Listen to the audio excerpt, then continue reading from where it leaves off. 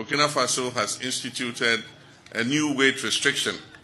And so what our people do is they load one truck here, overload it 120 tons, and then they get to the border and they offload the goods into 3 different trucks before they can enter Burkina Faso.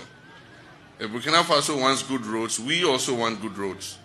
So we're not going to allow you to take one truck and go and offload into 3.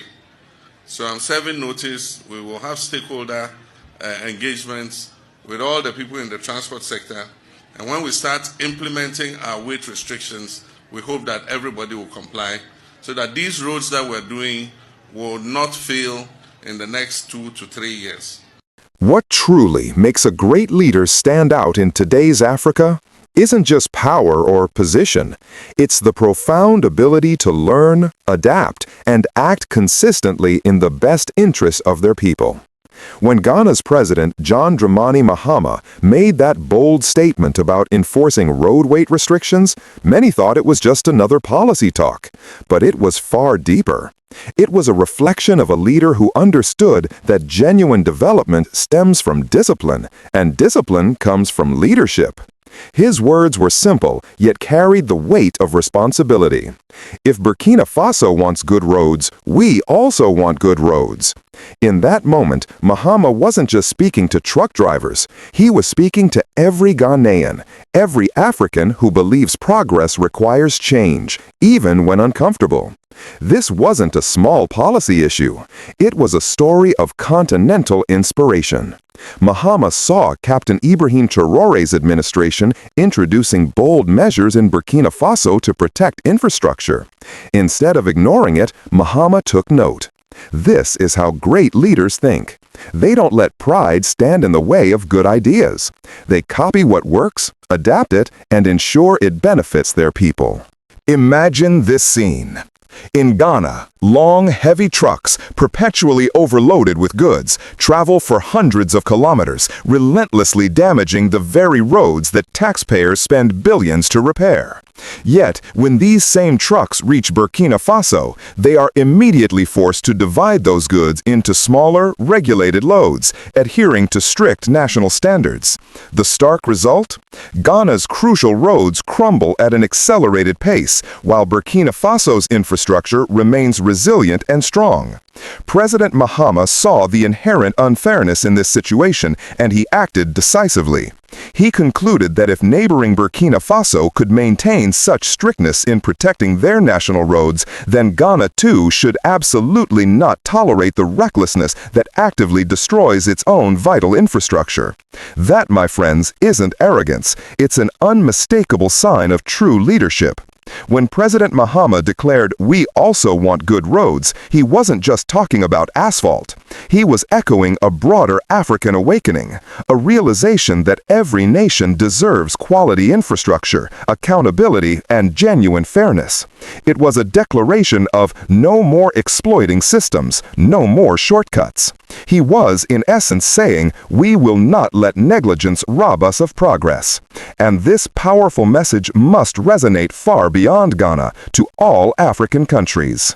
This is precisely where Captain Ibrahim Traoré's profound influence shines across the entire continent. In recent years, this young leader of Burkina Faso has swiftly emerged as a powerful symbol of courage and far-reaching reform. His unwavering determination to protect his nation's precious resources and prioritize the welfare of his people has ignited something truly powerful within African hearts. Leaders like Mahama, who genuinely love their people, recognize the wisdom inherent in such discipline. They see how a leader's firmness can become contagious, inspiring neighboring nations to act with integrity and foresight. Captain Traoré's policies are not about control. They are fundamentally about care, the kind of profound care that actively builds nations rather than merely governing them. Indeed, Africa is changing. A new generation of dynamic leaders is emerging, leaders unafraid to borrow good ideas, to collaborate, to enforce fairness, and to fiercely protect the dignity of their nations. Leaders like Traoré have proven that courage and clear vision can transform an entire country. When others like Mahama follow suit, that transformation spreads like wildfire until the entire continent stands strong, united, and self-reliant. It's crucial to remember that President Mahama didn't adopt this firm stance out of rivalry or mere political showmanship. He did it because he understood something profoundly crucial. The true spirit of Pan-Africanism lies squarely in cooperation, not in self-defeating competition. When one African country successfully enforces discipline and achieves tangible progress, others should absolutely not perceive it as a threat, but rather as an invaluable lesson and an inspiring blueprint. Just as Burkina Faso set an undeniable example in preserving its infrastructure, Ghana could adapt that same wisdom for its own sustained growth. That, viewers, is precisely how Africa truly rises, through shared progress, through mutual learning, and through collective strength. Now, let's truly think about this. How often do we witness African leaders openly admit that another country's idea is genuinely worth copying and adapting? Rarely, if ever. But here we have Mahama acknowledging that Burkina Faso's approach makes undeniable sense. That is humility in its purest form, and humility in leadership is immense power. It undeniably shows he's not driven by ego, but by a sincere, genuine desire to see Ghana thrive. And that, my friends, is exactly the kind of transformative mindset Africa desperately needs today. So now, dear viewers, we invite your reflections. What do you truly think about President Mahama's bold statement? Was he unequivocally right to take such a firm stance in protecting Ghana's vital roads? Do you genuinely believe that more African leaders should actively emulate the effective and progressive policies demonstrated by their counterparts, like Captain Ibrahim Traoré? We urge you to share your thoughts in the comment section below. Your opinion genuinely matters. Because every thoughtful comment, every insightful discussion, and every shared perspective collectively helps shape the crucial dialogue that will decisively move Africa forward into a brighter future. Africa is undeniably not asleep anymore.